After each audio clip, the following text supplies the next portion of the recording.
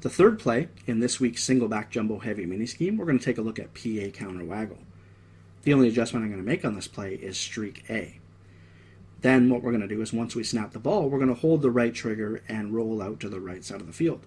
The next play in the free jumbo heavy ebook is again the play PA counter waggle, this time beating the ever popular cover 2 defense. Everybody wants to be running cover 2, and that's what makes the jumbo heavy formation so deadly this year, is because so many people want to run some type of cover 2, and the last thing that you want to do against jumbo heavy is run a cover 2. Now what I'm going to do is I'm actually not going to show a variety of routes as it goes on.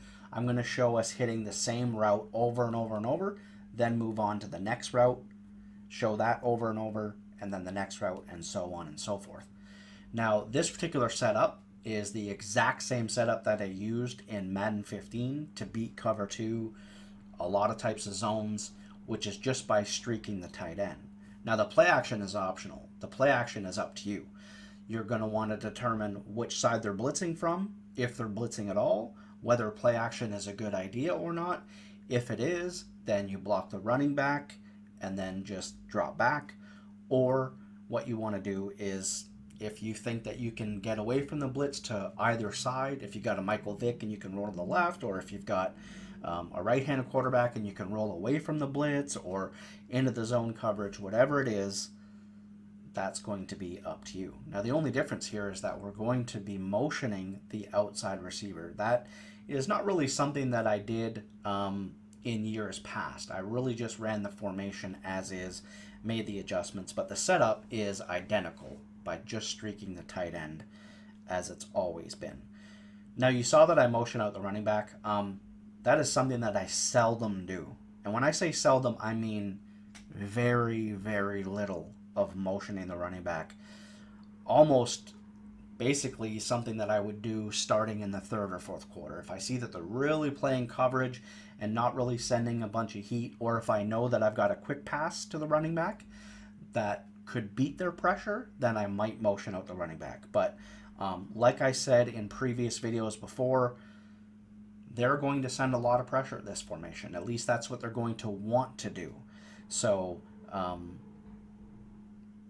you know, motioning the running back out, motioning the extra blocker, not really the best idea. Now, I mentioned in the previous videos about the patch where when we motion the guy out to the left, the post route, before the patch, you could motion him out and then he would just run right away. Now there's a little bit of a delay. On this particular setup for PA counter waggle, the little bit of a delay is absolutely beneficial to us. The number one route that we want to hit out of the PA counter waggle against cover 2 is that squiggly route, whatever it is you want to call it, skinny post, whatever, outside post. That is the cover 2 beating route. You can do it to either side. I have a little bit of a habit to always wanting to run it to the wide side of the field. That is not something that you have to do. Obviously at this point everyone is running jumbo heavy, my jumbo heavy, everyone's been running it, so you see a lot of people really not even motioning out the guy. But for me, motioning out the wide receiver is something that I do on almost every play. Even on run plays, I'm motioning that guy out, giving different looks because they don't know which side we're going to be doing it to, and it really just makes this play that much more tough to stop. So due to the fact that we now have a delay when we motion out the post route, what I love about that is when we motion them out and we delay, now again, just like in Steeler crosses, but even more so, is we're going to look at read 1, 2, and 3. And then by the time, if they're going to cover square, or if they're going to cover the route that beats cover 2, or any of the other routes, that's a delay now that is kind of a backside read. You know, if that route's open, of course, we're going to take it. But if we motion him out previously, he would run into the circle route. They would end up being very, very close together. But now with the delay, there's more separation, which I love so much more. And as you see here, just like the tight end shake, and just like the Steeler crosses version that we have, we're going to be able to use the same setup from Madden 15 that I used many times, just streaking the tight end. The route combination on this play is fantastic with the drag and the streak and the post route and that squiggly corner route. A lot of the times you're going to have to pass lead that, as you see right there. We pass lead that circle route. You have to pass lead it open. And you also see that I do have that habit of wanting to run it to the wide side, but I just want to state again, you do not need to do that. You also, and you're going to see this when I go over some miscellaneous stuff, is you don't need to motion square out.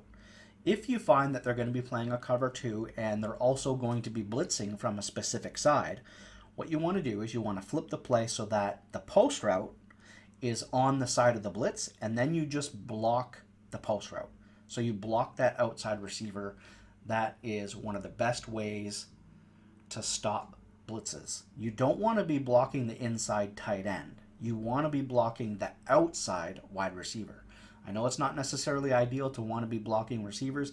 Here again is a very rare moment that I motion out a guy, and that's really just to distract so that I can hit that route.